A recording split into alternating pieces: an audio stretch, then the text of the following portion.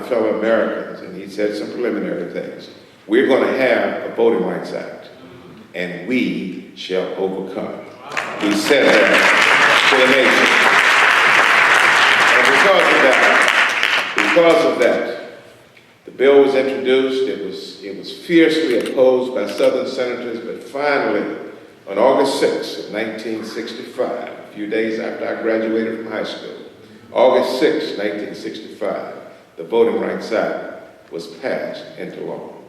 The Voting Rights Act, in closing, the Voting Rights Act has made a profound difference on our ability to register people to vote and to get Lois Watkins and Shelley Willingham and Hines and Butterfield and all of them, and Carroll and all of the others elected to office. If we didn't have a Voting Rights Act, this progress would have never happened. And it was because of Martin Luther King Jr. that we were able to get a Voting Rights Act.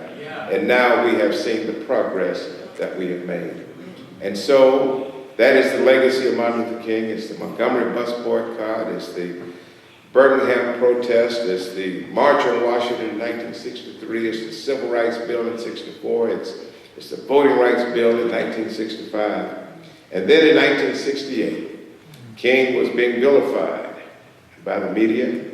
Even some people in our own communities, Butterfield, you remember it, were vilifying Martin Luther King. But he was standing strong. At that moment, 2 African Americans were running for public office in North Carolina. There was a man named Reginald Hawkins, a black man from Charlotte, running for governor in North Carolina.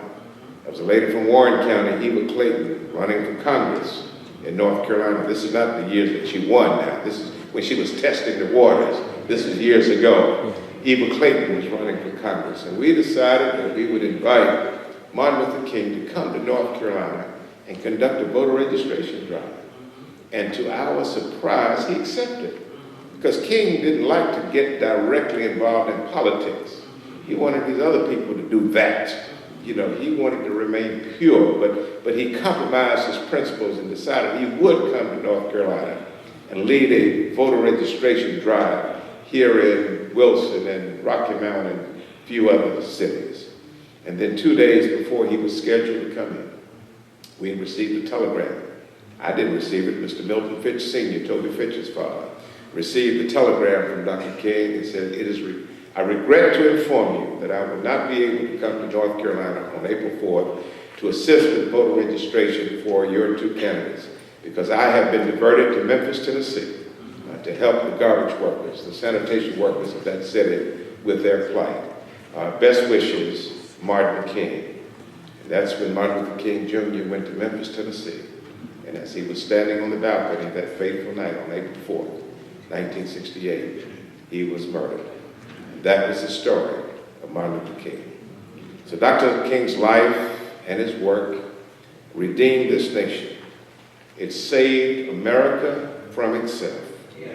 But ladies and gentlemen, my brothers and sisters, we now find ourselves in another moral and political crisis. Similar, but different from the challenges that Dr. King faced. In his criticism of the Vietnam War, Dr. King said, a time comes when silence is betrayal. My brothers and sisters, he said, we must not be silent. And I say to you tonight, we cannot be silent on the trajectory of our national government at this moment. Right now. There are forces at work. There are forces at work right now in this country to dismantle our communities in ways that you cannot imagine. The Republicans have lectured us on the importance of fiscal responsibility. They say to us every day, the debt is too large. They tell us that we must cut spending. When we want new programs to protect our citizens, they tell us the money simply is not there. They've passed into law what they call tax reform, which gives huge tax cuts to the rich and reduces taxes on corporate profits. Tax reform will drain revenue and put pressure on Congress to reduce spending. I told the Baptist preachers in Greenville the other night, It's like cutting tithing in the church. The church depends on your tithes. Suppose the finance committee at Ebenezer or Bethlehem or whatever church you pastor, suppose the finance committee decides, well, we're going to tell the members that they don't need to tithe anymore, that they can give 5% or 7% instead of 10%. And you know what that would do to the church. And the excuse can't be, well, we're going to get more members. That's what the Republicans are saying in Washington. Yes, we're going to cut taxes, but we're going to get more people working. We're going to create more jobs, and so we'll have more people paying taxes. That's as absurd as it would be if a church were to cut tithes from 10% to 5% and say, well, we're just going to get some new members that will make up the difference. And that's what we're facing in Washington. They have cut taxes now in such a way that in the next 3 or 4 years, there will not be sufficient money in order to fund the government. And what happens when that happens? The first thing you do is to start looking for things to cut. And the first thing they're going to do is to start cutting what we call entitlement spending. Social Security, Medicare, Medicaid. They've already cut discretionary spending, and I don't have time to develop that, but they gave Obama such a hard time on discretionary spending. They cut his discretionary budget to the bone. There's no more to cut.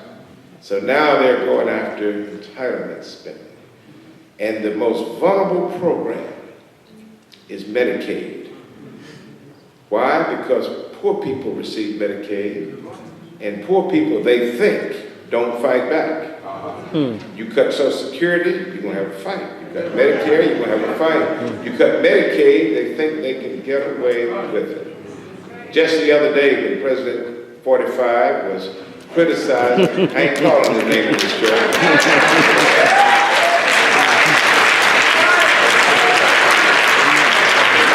Just the other day when he was uttering those ungodly words about Africa and Haiti, what didn't get reported was that 2 hours later he walked in another room and signed an order that requires everyone receiving Medicaid who is able-bodied to work, a work requirement for Medicaid. So this is the beginning of what they want to claim as the demise of Medicaid. What they want to do is to take the Medicaid program, take it away from the federal government because it's so expensive, they say, and give it to the states to administer. And so we do have huge challenges. And so I've come to you tonight, and the reason I wanted to do a keynote speech instead of 5 minutes, because I want to say to you in Nash and Edgecombe and surrounding counties, and I see some from other counties as well, this is a big year. 2018 is a huge year, and what we do or what we don't do in 2018 will affect our communities and our families and our children and our grandchildren for generations to come. We've got to put a stop. We've got to put a stop to the madness that you see in Raleigh and the madness that we see in Washington. Right now. We have the ability to do it. We have a plan to do it. But we cannot do it alone. We need each one of you to be fully engaged in this process. This is a defining moment, ladies and gentlemen, and we cannot sit down. Thank you very much.